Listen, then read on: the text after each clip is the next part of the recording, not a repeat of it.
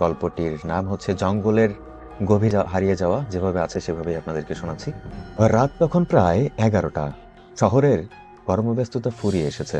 ফয়সাল একজন প্রকৃতিপ্রেমী ফটোগ্রাফার। তার নতুন ক্যামেরা নিয়ে একটি গভীর জঙ্গলে ঢুকে পড়ে।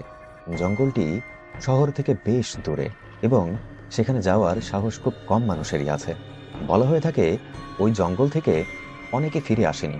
স্থানীয়রা বিশ্বাস করে জঙ্গলে অদ্ভুত কিছু শক্তি বাস করে। ফয়সাল এসব কথায় বিশ্বাস করত না। তার মতে এগুলো কেবল গুজব। কিন্তু জঙ্গলের ভেতর ঢোকার পরপরই সে অনুভব করতে লাগলো অস্বাভাবিক কিছু। চারিদিকে যেন ভয়ঙ্কর নিস্তব্ধতা। মাঝে মাঝে পাতার মরমর শব্দ, পাখির বিচ্ছিন্ন ডাক আর পেছনে কারো চলাফেরার আওয়াজ শোনা যায়। প্রায় আধ ঘন্টা হাঁটার পর ফয়সাল এক জায়গায় থামে। তার চোখে পড়ে একটি বিশাল গাছ, যার শিকড় থেকে অদ্ভুত একটি লাল আলো বের হচ্ছে। সে ভেবেছিল এটা হয়তো কোনো প্রাকৃতিক সৌন্দর্যের অংশ।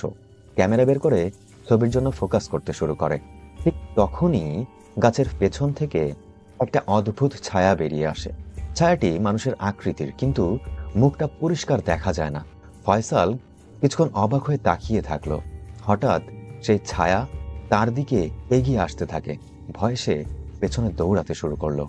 দৌড়াতে দৌড়াতে সে বুঝতে পারে সে জঙ্গলের গভীরে ঢুকে গেছে এবং রাস্তা হারিয়ে ফেলেছে।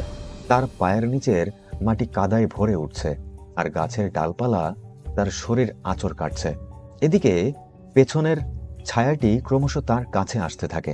কিছুক্ষণ পর ফয়সাল একটি ফাঁকা জায়গায় পৌঁছে সেখানে একটি পুরনো কাঠের কুঁড়ে ঘর দেখা যায়। ভেবেছিল হয়তো কারো বাসস্থান, কিন্তু কাছে যেতেই সে বুঝতে পারে এটি সম্পূর্ণ পরিত্যক্ত। কুঁড়ে ঘরের ভেতর ঢুকে ফয়সাল দেখল দেয়ালে রক্তের মতো লাল দাগ দিয়ে লেখা, যারা এখানে এসেছে তারা আর ফিরে যায়নি। এই লেখাটা দেখে তার শরীর কাঁপতে শুরু করলো। হঠাৎ কুঁড়ে ঘরের একটি জানালা দিয়ে এসে দেখল ছায়াটি দরজার সামনে দাঁড়িয়ে আছে। তার শ্বাস আটকে গেল। তার মনে হচ্ছিল সে আর বাঁচবে না। তবে ঠিক তখনই হঠাৎ এক প্রবল ঝড় শুরু হলো। ঝড়ের সাথে মাটির উপর অদ্ভুত শব্দ হতে থাকে আর ছায়াটি ধীরে ধীরে মিলিয়ে যায়। ফয়সাল বুঝতে পারল ঝড়ই তাকে রক্ষা করলো। কিন্তু জঙ্গল থেকে বের হতে তার প্রায় ভোর হয়ে যায়। সূর্যের আলো আসার পর সে জঙ্গলের রাস্তা খুঁজে পায়। ফিরে এসে সে সিদ্ধান্ত নেয় আর কখনোই জঙ্গলে যাবে না।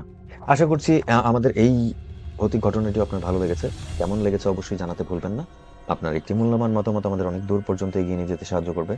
আমাদের এখানে ব্রডকাস্টে যারা যারা আছেন, আমাদের ইউটিউবে নতুন হয়ে থাকলে অবশ্যই চ্যানেলটি সাবস্ক্রাইব করবেন এবং আপনার মূল্যবান মতামত দিয়ে সহযোগিতা করবেন। আমাদের ইউটিউব চ্যানেল টেক আউট করতে হলে আপনাকে একসাথে লিখতে হবে, কোনো স্পেস ছাড়া, জাহান ইজ লাইভ। আপনি পেয়ে যাবেন আমাদের ইউটিউব চ্যানেলটি।